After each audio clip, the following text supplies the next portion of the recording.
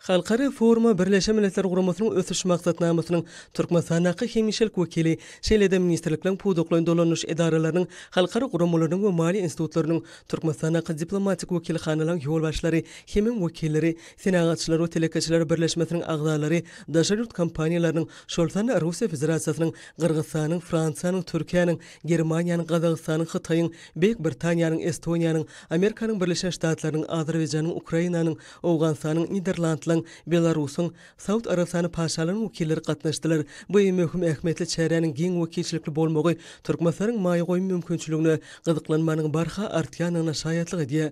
Berkarar döwletiň täze ýamyny galkynşy döwrüne Türkmen halkynyň melelideri, Türkmenistanyň halk maslahatynyň başlygy Gurbanoğly Berdimuhammedowyň asly başlanýşlary we hormatly prezidentimiziň parasatly başlanýşlarynyň durmuşa geçirilmegi netijesinde watanymyzyň durnukly durmuş ykdysady ösüşini öpçün etmek boýunça giň gerimli işler durmuşa geçirilýär.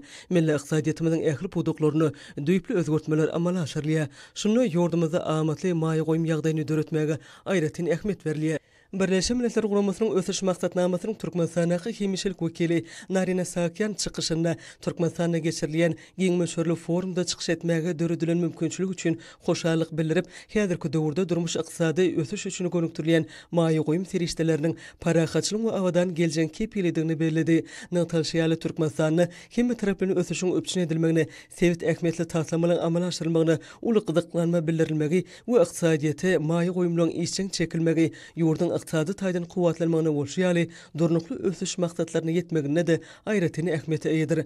Hytaýyň halkara sowdany ösdürmek boýunça geňeşiniň müdiriýetiniň başlygynyň ornatary Yujian Long halkara forumyň Türkmenistana geçirilmeginiň ähmetine ünsü çekdi. Belenşýaly ýurtda maýadarlygyň netijeli işlemekleri üçin ygtybarly hukuk beňýady döredildi. Bu bolsa Türkmenistana maýy goýum taslamalarynyň durmuşa geçirilmegine gatnaşmagy gyzyklanma bildirýän kompaniýalaryň iş urdudumlarynyň sanynyň artmagyny şertlendirýär. Ýewropada howpsuzlyk we hyzmatdaşlyk guramasy Aşgabatdaky merkeziniň ýolbaşçysy John McGregor köp ýyllaryň dowamyny Türkmenistanyň Ýewropada howpsuzlyk we hyzmatdaşlyk guramasy bilen netijeli hyzmatdaşlyk edýändigini, maýy goýum forumynyň bolsa ykdysady durmuş taýdan sağlaşykly ösüş babatda aýratyn ähmeti eýedigini bellidi. Ähli maýy goýum maksatnamalarynyň üstünlikli durmuşa geçirmegi, ýurdun hususy pudugynyň wekilleriniň mümkinçiliklerini ýokurlandyrmagy we önümçilik kuwatyny artdyrmagy, olaň dünýä bazarlaryna ornuny pugtalandyrmagy, degişli ugurlar boýunça täze gatnaşyklaryň ýolu goýulmagyna we özara tejribe alşylmagyna giň ýol açýar. Munyň özi häzirki döwrüň möhüm ugurlarynyň hataryna kesitlenildi.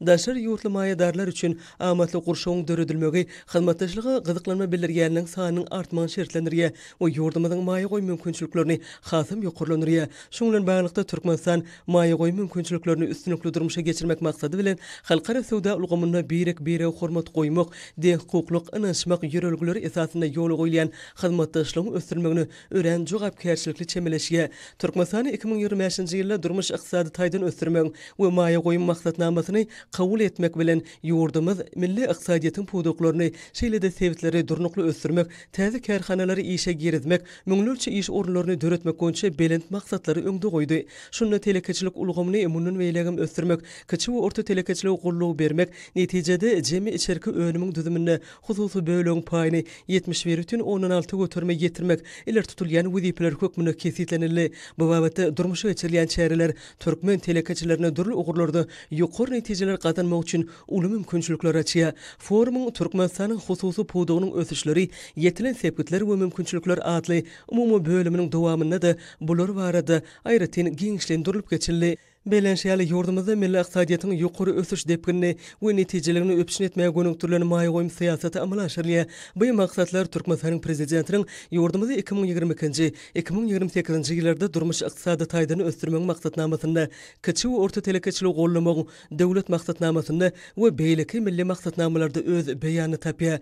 Döwlet derejesine gollugy berilmegi netijesinde hususy bölegiň wekilleri ýurdumyzda durmuş ykdysady özgörtmeler amala aşyrmakda möhüm orny ýeleýärler. Häzirki wagtda senagatçylar we telekeçiler birleşmesiniň agdalary milli ykdysadyýetimiziň puduklaryny netijeli işleýärler, ýurdumyzyň jemgyýetçilik we syýasy durmuşyna işçen gatnaşýarlar. Soňra forumyň işi kiçi we orta telekeçilige ýardam bermek, halkara we milli tejribeler, öznüksiz aýagly ykdysadyýet Türkmenistanyň senagat gurulşyk uly we syýasatçylyk puduklarynyň häzirki zaman ösüşinde hususy pudugyň orny we obu hojulugyny innowasiýalary ornaşdyrmakda hususy pudugyň gazananlary we maksatnamalyň ugurlary atly bölümlerde dowam etdi. Onun dowamyna işäwirligi gollama goýunça hyzmatdaşlyk etmek, halkara we yerli maýadarlar, mali institutlary hemem hususy ulgamyň wekilleri bilen hyzmatdaşlyk ýoly goýmak, sebäpde işäwirligi alyp barmagy öňdäwäji tejribelerini öwrenmek babatda pikir alşyldy. Belenşe ýaly ýurdumyz ödürli ugurlar boýunça özleri bäkitli we dowly derejeli hyzmatdaşlyk üçin açykdyr. Hemem innowasion häsiýetli önümçülükleriň döredilmegine gönükdirilen